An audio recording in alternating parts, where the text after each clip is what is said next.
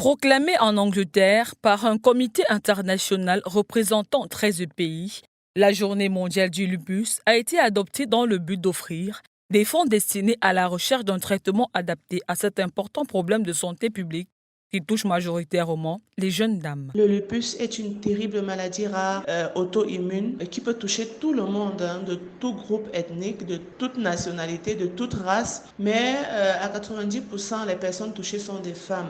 C'est un dérèglement du système immunitaire.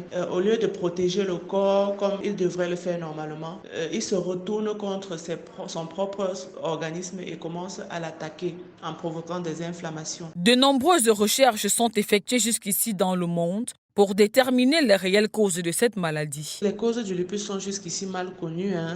C'est un réel mystère pour tous les chercheurs du monde entier parce que cette maladie déjà touche chaque patient différemment et chaque patient cumule plusieurs atteintes dans un corps. Je vous ai parlé par exemple de mes atteintes neuropsychiatriques, sanguines, musculaires, articulaires, cérébrales. Donc vous voyez, et un autre patient va vous dire j'ai une atteinte rénale, j'ai une atteinte des cheveux, l'alopécie qui provoque la chute des cheveux, j'ai une atteinte cardiaque, j'ai une atteinte du poumon, du foie. Du coup, les médecins ne savent même pas où commencer à chercher les causes. Au Cameroun, cette maladie n'est pas connue du grand public, même si elle fait des ravages.